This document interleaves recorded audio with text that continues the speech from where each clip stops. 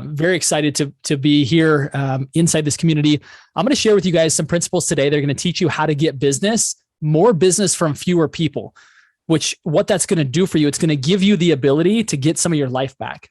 Some of you know that, look, I can go out and I can work my face off and I can hustle and I can get it done. But I'm kind of worried the fact that, yeah, I can put food on the table, but I'd rather be at the table when the food is served. Maybe if you can relate, let me know, right? If that's like, you know what? Yeah, I'm confident that if I get out there and hustle, sure, I can make a living at this. But what happens to the little people in my house that look to me as a parent and I'm never there because I'm out hustling all the freaking time, right? This topic means a lot to me. I get goosebumps when I start talking about this because I see too many professionals in our industry that give up everything for success. And I do mean everything.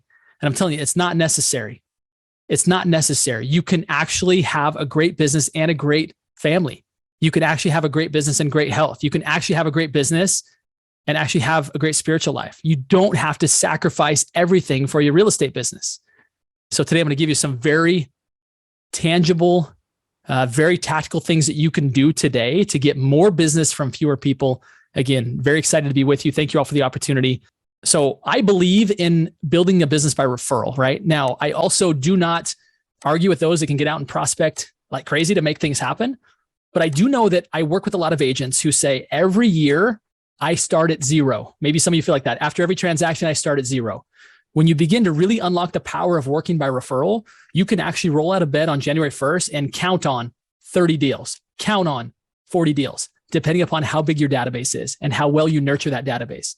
Now, I'm going to share with you some principles, right? Whether you have those systems in place or not, some ways to really juice that number to where you can have certain people in your database who are not just the average consumer, but they're actually professionals. They're actually business owners in a neighboring industry who have the ability to bring a lot of referrals into your business in a short period of time. So we're going to get into that, but that's where we're headed today. I believe a big question that every real estate professional is asking out there is, how do I survive in the coming year? But I want you to change that question. I get it that the real estate market is different than it was in 2020 and it's different than it was in 2021. But deep down, aren't we grateful? I don't think any of us believe that the pace and the temperature of the real estate market that was sustainable, right? If that were to continue at that pace, I believe that we would have experienced a crash, right? We would have experienced something that nobody would have really enjoyed. Now we're going through a bit of a correction now. Thankfully we're getting back to a more normal market, right? But there's a little bit of discomfort because it's not what we've experienced. Buyers and sellers aren't necessarily seeing eye to eye right now. Interest rates are, up and down, mostly up. And, but here's the question that I want to plant in your mind. Is it the most successful people in our industry do not ask themselves, I hope, or they don't say to themselves, I hope this is going to be a good year because I really want to, I hope the market cooperates because I really want to have a good year. They don't ask that question. They don't say that to themselves. They say, I'm going to have a good year. What do I need to learn so that I can have a good year? Okay. They take the pressure off the market because if you put your life in the hands of the market, folks, that's a bad place to be. Take the power back and say, I'm going to have a good year this year. I'm going to have a good year this year. What do I need to learn so that I do have a great year? Okay. That's the question we should be asking. How do I thrive in the coming year? Because some will, it.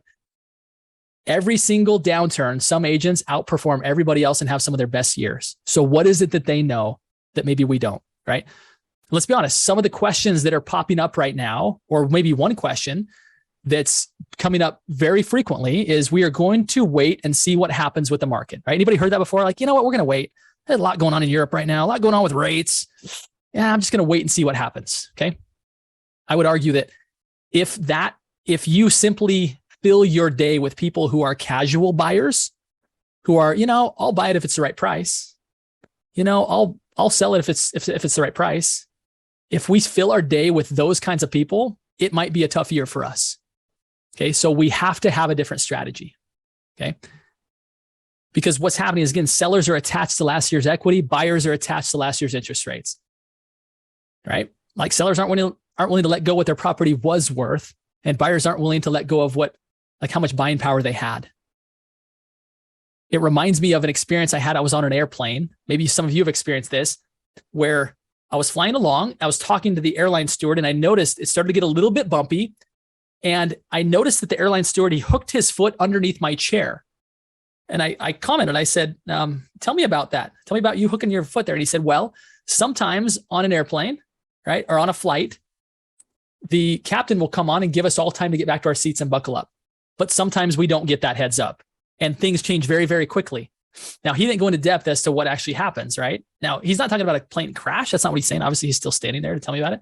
But he's saying that sometimes turbulence doesn't give you a lot of heads up. And I would argue that the market that we have come into, right, about mid last year was kind of like when the airplane dropped 20 feet, right? Anybody here been on a flight? Like, put in the chat the number one if you've ever been on a flight where all of a sudden turbulence came on so fast that nobody had a chance to buckle up. Anybody been through a flight like that? Kind of nod your head if you've seen that or heard about that.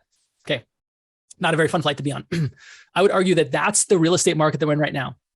The airplane is not going down. We can all rest assured the industry is going to be just fine, right? However, it was a very sudden adjustment.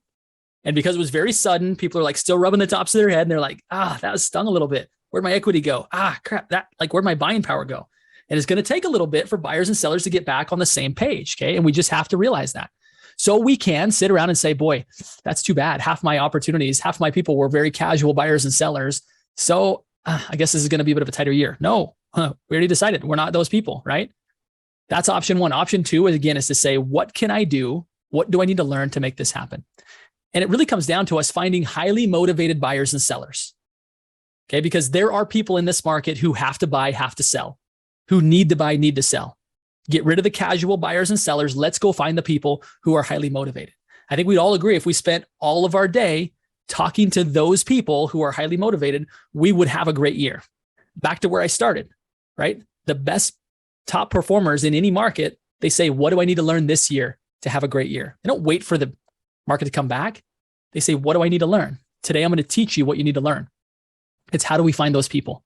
How do we find and really have our focus be entirely on working with people who have a need, not a want, not a, if it works out, sure, find me this deal, I'll buy it. No, we don't have time for that. Okay. We need to find the people that are highly motivated. Okay. I will share a QR code at the end of this that will give you the ability to download all the slides. Okay. So the one I'm going to be sharing with you has a residential slant. I'll give you both. One that has a residential slant as well as one that has a commercial slant. Okay. So just know that I've got these presentations already ready and I'll give them to you. Okay. So if you want to take notes, great. For those that want to know why I speak with so much passion when I talk about you can have a great business and a great family, this is why. This is my family. My wife's a superhero. Yes, those are 6 kids. We're a 2-handed family. It takes more than 2 hands to count our kiddos. But these people are more important to me than anything else. Okay. Now, whatever your family situation looks like or your future family situation looks like, as I mentioned before, I believe that they want more than just dinner at the table. They want you at the dinner table. Okay. For those that don't know me, I also host a show called Think Bigger Real Estate. It's a podcast. We actually just got bumped to be a top 1% global podcast. And then my international best-selling book, The Upstream Model, principles of which I'm going to be sharing with you today. And then I have a coaching and consulting company, which I help agents walk through these principles that we're talking about today. So let's go back to how we find highly motivated buyers and sellers.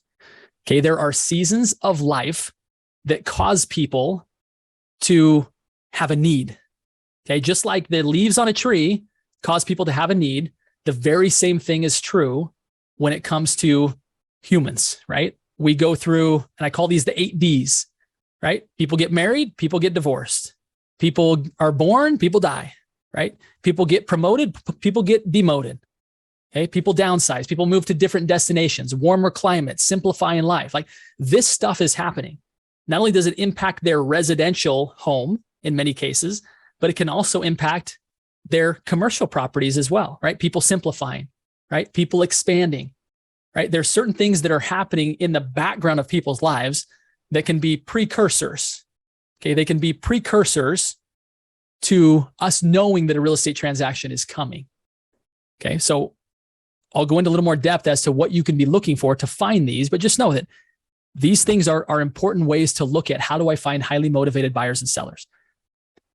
Because if you just use traditional models, how do we find these highly motivated buyers and sellers? It can feel a little bit like a needle in a haystack, right? Like we're reaching through our network, whether it be our personal sphere, whether it be through our professional network, we're trying to find the people who have these life events, who have these business events that are forcing their hand. Sure, those people would absolutely love to wait until it's more convenient, to wait until it's a really good market to sell or to buy. But they don't have that luxury. Things are changing in their life and in their business that are causing them to have to make a decision. Okay. So what I want to share with you is that if you go about it the traditional route of doing what you've always been taught, it's going to feel a little bit like, hold on, I think I went one slide too fast. Maybe not. Okay. So this is what's normally taught is you have a big database of people, and from that big database comes a small number of referrals. Okay. We've heard that before. We hear it all the time, right? That's just kind of how business works. If you want to do more business, get a bigger database. Okay. Now I'm telling you, when in a market like this, if you take that approach, there's going to be a bit of a challenge because that big database, there's a percentage of people in there that were casual buyers and sellers. Okay. And again, it can feel a little bit, like I said, looking for a needle in a haystack. And when people tell you just build a bigger haystack, just go find more hay. You're like, but wait a minute, I'm trying to find the needle. I'm trying to find the highly motivated buyers and sellers. And they're like, yeah, they're inside of the haystack. So go get more hay. That mentality, you guys, is what causes us to have to spend time with people who aren't going to buy or sell instead of spending time with our family. Okay. Now I'm not saying it doesn't work. As I mentioned when I started this off, you can work your face off. You can hustle, and go make it happen. And nobody will argue with you that won't happen. But I want to share with you, there's an opportunity cost in that. There's an opportunity cost when you choose that path. So what is the alternative then, you're asking? Okay, you're telling me that I got to go find these needles, and in this market, it's kind of like needles in haystacks, finding those highly motivated. Well, rather than looking for more hay, rather than just adding a bigger database and sorting through more people, what if we just went looking for stacks of needles? What if we went looking for pincushions, right? Where are these highly motivated buyers and sellers hanging out? Where are they already? How can I go find out, reverse engineer, who are they talking to before they talk to me, right? Before they need me. And here's my experience in this. I was a high-end luxury home builder and land developer in the early 2000s. Okay. And in the process of doing this, I'd learned very well from a mentor of mine, former employer, on how to build a great home. Okay. But he had done all of the customer acquisition. He had brought all the customers at the table, and then I built the homes for him. Well, when we decided to part ways, because he was focused on land development, I thought, no big deal. I'm good. I've got all the suppliers, subcontractors. I know how to build a home. People like my client experience. They rave about it. Like, we're good. And I then approached, let's call it a stream of clients. And I realized I was on the outside looking in. If you've ever felt this way, I want you to put one in the comments. If you've ever felt like, man, I want to get my line in the water, but this shoreline's pretty crowded. There's a lot of agents. There's a lot of brokers. Okay. If you've felt that way before, let me know. Like, does this resonate with you? Do you ever feel like there's maybe more fish along the shore, more fishermen along the shore than there are fish in the stream? Does that relate to anybody? Does anybody feel that way? Like, yes, like it's crowded. There's a lot of brokers. There's a lot of agents, and there's fewer homes. And I'll put this in perspective, guys. We sold 4.5 residential transactions, 4.5 million residential transactions that happened last year. The last time that happened, it was the year 2012, and there were 600,000 fewer residential agents. Okay. Similar with commercial. There are more commercial brokers now than there were in 2012. Okay. So the shoreline is more crowded than it's been in the past. Now, average agents will say, well, I guess I'll just work harder, longer. Family, you're going to have to deal with it. Or they say, well, I guess I'll just have to settle for less. And I say, maybe not. Maybe you don't have to settle. Maybe then just working harder or settling, maybe there's a way for you to work smarter. Instead of being down on the shoreline where everybody else is fishing and you're competing for scraps, or you're competing on price and timing and how fast can I get there? Maybe instead you say, how do I get upstream?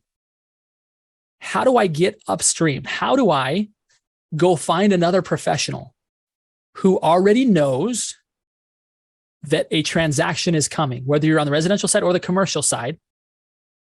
Who are the professionals that already know that someone is going to need me next? Now, this was me as a home builder. I realized I could be hanging out with builders all day long and waiting for floor plans to get done so that I could put a bid in on them. Or I could go actually approach an architect. Okay, now that wasn't rocket science. Everybody knew to do that, but it was how I approached the architect that made the difference. is it was not uncommon for a builder to walk into an architect's office and say, hey, here's a stack of my cards. I'm never too busy for your referrals. Let me know if you have any plans I can bid on. Okay, that was totally common. But what's common gets you paid common wages. Okay, so what do you have to do to be uncommon? That's what I had to figure out, is once I've identified who is the upstream partner, who is the person who is a precursor to a real estate transaction, how do I go actually add such value to them that they want to bring me into the transaction? And that's what I set out to uncover. Okay. And I figured it out. And I'll share that with you here in just a minute. But this is how this model looks different than traditional models. Traditional models say, build a big database with lots of work and lots of expense. And from that, you'll have a small number of referrals.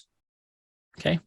So they say, if you want more referrals, well, you just got to build a bigger database. And what I'm saying is maybe, just maybe, rather than, again, focusing on the masses and marketing to the masses to find highly motivated buyers and sellers, maybe you could find a small database of upstream partners. Maybe you could find a few key referral partners, a few key strategic referral partners that could lead you to a large number of referrals. Okay.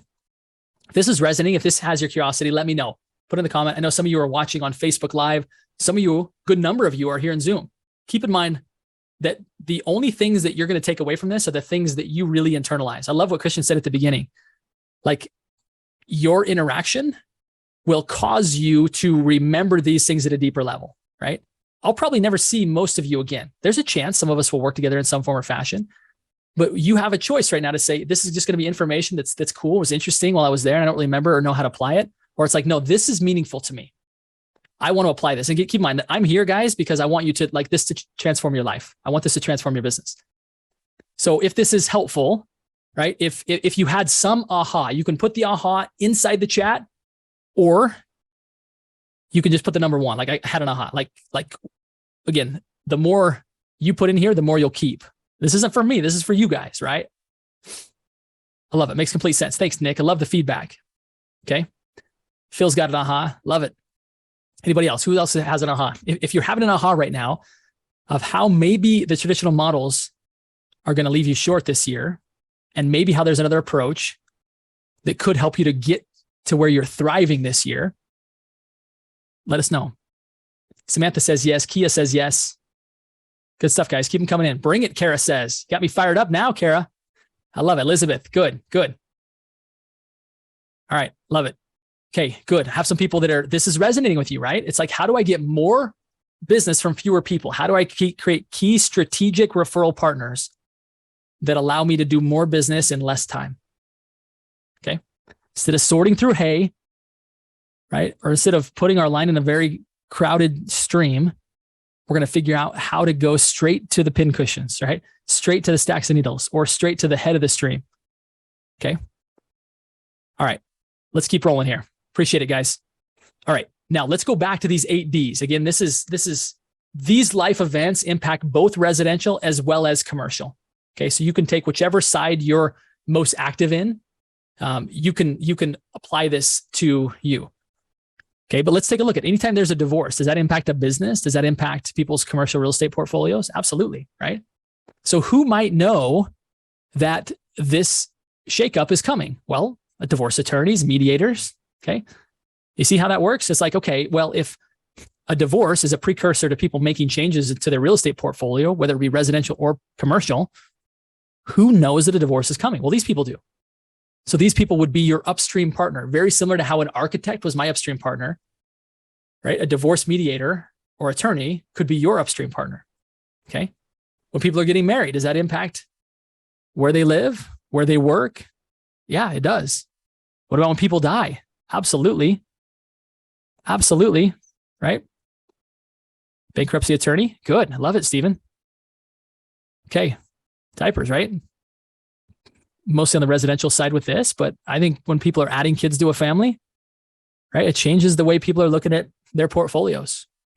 Okay. Devastation, whether it's bankruptcy, okay, as was described, whether it's natural disaster, right? Insurance companies can be a great way about that, whether it be fire, flood, or some sort of natural disaster. Okay. Diplomas. People are expanding a business. People are transferring being transferred within a business.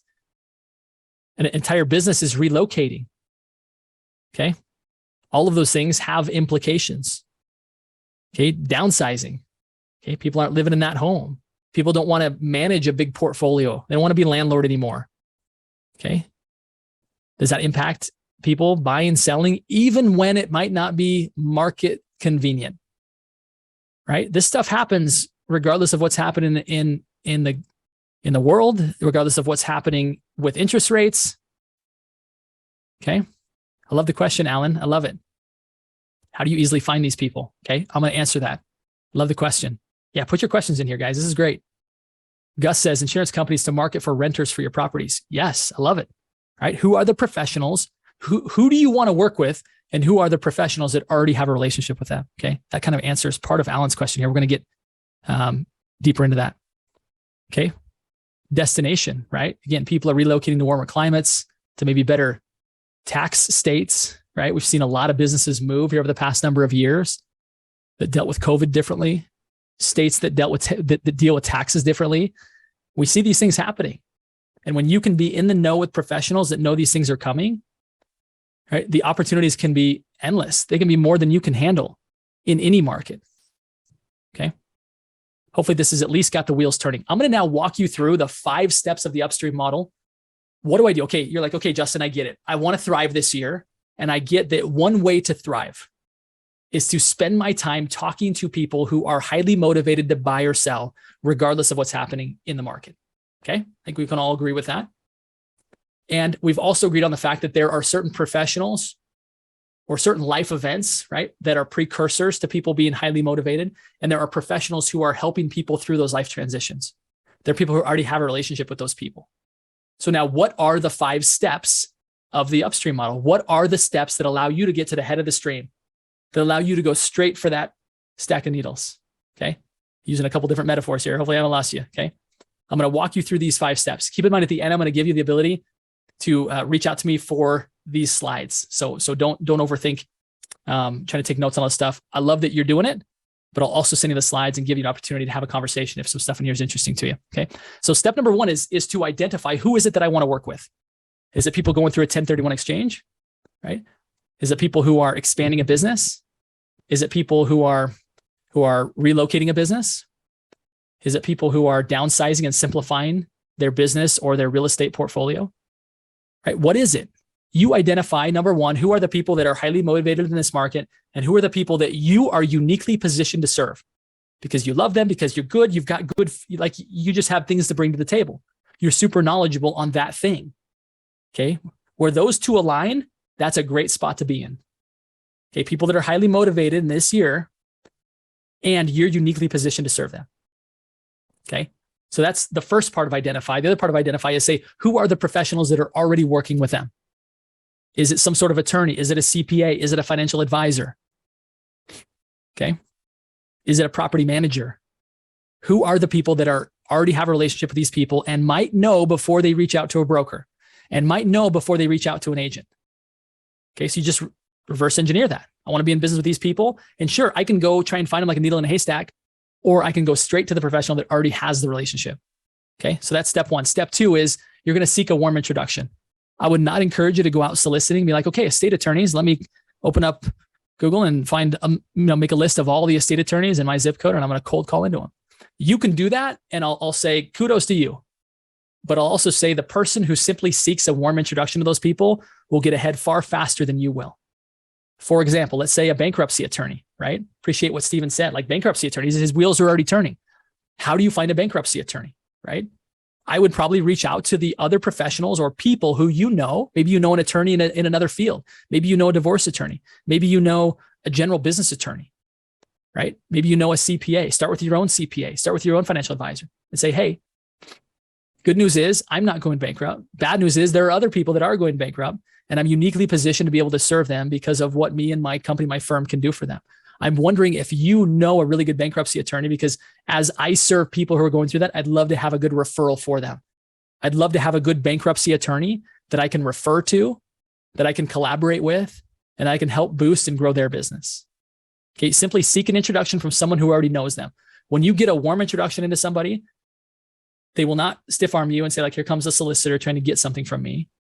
because you're going to craft the warm introduction. You're going to craft actually what's said about you. That's why my first attempt at going to an architect did not work, because I showed up as a solicitor, unannounced. Here's my cards. I'm never too busy to, for your referrals. Please refer me. And it didn't work. Surprise, surprise, right? I came in to get something. However, when I went to an interior designer and said, hey, Nicole, I'd love to meet Jared. Would you do me a favor and introduce me to Jared? I think we would work well together. And she's like, I agree. Yeah, you guys should know each other. I said, before you make the intro, can I help craft what that introduction says so that he doesn't see me as just another common builder? She did, and she did a great job, which led to step 3, which was I was able to meet with Jared. He was eager to meet with me because of the way I was introduced, which, by the way, I helped craft that introduction. Okay. And then I met with him. I took off my builder hat. I didn't talk about how good I was with my clients, how many years I'd been in the business. I didn't talk about how good my client experience was. Now, when he asked, sure, I brought it up, but the purpose of the meeting was to shift his mentality and not see me as a common builder. I wanted him to see me as a peer. I wanted him to see me as uncommon and different. And I did that by simply coming in, instead of having a prepared pitch of here's what I say, I came in with a series of questions that allowed me to identify where he was at in his business, where he wanted to be at, what his plan was to get there, and who he needed to know to get there faster. Okay. Now all of a sudden Jared's impressed because I'm not there to get anything from Jared. I'm there to give something to Jared. Okay. So that first meeting went really well. I was then able to follow up based on what I learned from Jared in that meeting. I have a network. I have also some things that I've learned over the years. So I was able to circle back and say, Jared, hey, I heard what you said, and I have someone I want you to meet who I think will really help you get there faster. Hey, I have an idea that has worked really well for us. I thought about it after we met, and I want to share this with you. Okay. Now all of a sudden I went from being even just a peer to where now I'm actually mentoring Jared. I'm leading him. I'm helping him. I've become a part of Jared's business. Okay. Keep in mind, this is like one appointment, right? And one phone call after the appointment. This doesn't take years. And this is the problem, you guys. This is what we've been taught about professional networking is you've got to know them, like them, trust them, take them to coffee, take them to lunch, take them to golf. And then maybe we talk about business. That is not how it works, guys. They don't need more friends. They got plenty of friends. Okay. You can do that, but it's going to call me in a year when it starts. You can actually start talking about business. Get the right introduction, step in and figure out what they need, deliver on the need the next day. I just had a brand new client that started with me. I literally was on a call with him right before here. He said, Justin scratched his head. He's like, I already got my first referral. I said, Howard, it's been a week. And he's like, I know, that was way faster than I thought. It's like, because you led with value. You didn't come in to get doing what everyone else has taught you to do forever of let's become friends first. And then eventually we'll talk about business. No, come in and add value to their business.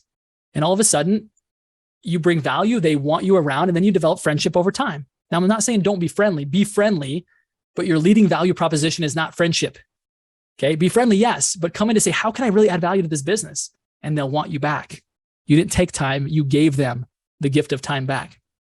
So deliver favor. The 5th step is this: integrate into their client experience. Let me tell you how I did this as a builder. Let me check my time here. Okay. I'll be fast because I know we're about out of time. Integrate into their client experience. What I did as a builder is I recognized that before I started every construction project, I did what was called a pre-construction walk, like a job site walk, where I take the clients and we'd map out, I could show you, this is how the home's going to sit. This is what it's going to look like. Here's where it's going to go, just to be sure that they could conceptualize what was going to happen. And I said to Jared, Jared, would it be helpful if I started to do that with your clients? And I'll put on your jersey, so to speak, and I'll bring my client experience and I'll bring it into yours. I'll give it to you. And I'm happy to go do these job site walks for your clients. Jared was like, really? Even if you're not going to be their builder? I'm like, that's fine. I'm happy to do it for you. Well, guess what? I get early introduction to the clients. I'm adding to Jared's client experience. I've integrated my value into his client experience to where now, guess what? Jared is making an introduction to me, to all those clients. And guess what? I had a head start. I was able to get upstream and be able to pull those fish out of the stream before they ever went and talked to another builder. Now, some of you know how to do this when it comes to broker price opinions, right? Creating current market analysis, right? You know how to do this, to give this to a professional so that the professional brings you up in their conversations. That's one way to do it. But once you identify there's value in what you do for a living and you can give it to another professional and let them offer it to their clients, you get early access to those clients. You're in the meetings with that professional without being in the meetings with that professional. You're at home with your family and they're having a conversation about you because you offered value that now enhances their client experience. I'm hoping there's some ahas here, guys. I'm hoping that the wheels are turning. My greatest hope is that some of you take this and freaking like hit it out of the park with this, right? If you do that, do me a favor and just reach out and say thank you. It would give me great gratification. My biggest love language is seeing people take the stuff that I teach and do something with it. It would make me so happy for you to say, Justin, I made more money this year than I did last year. In fact, I'll tell you the call just before the previous one. I swear to you, I'm not making this up. My previous call, right before the one that I just mentioned, he said, Justin, it's March 15th. I've made more money in the past 2.5 months than I did last year. Now, I don't know how much I had to do with that. I only started coaching him like in August or September. And I think almost all of that is contributed to him, not me.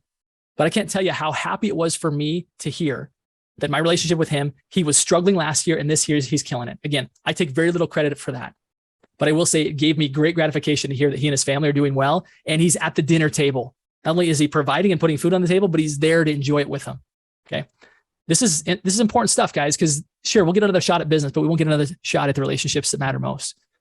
At my core, you saw those people sitting on the couch. Those are my people, right?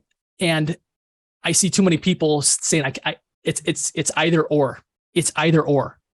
It doesn't have to be. You can work smarter. You can leverage the influence and relationships that other people already have in place in order to get the clients that you need and that you want. It's possible. Okay.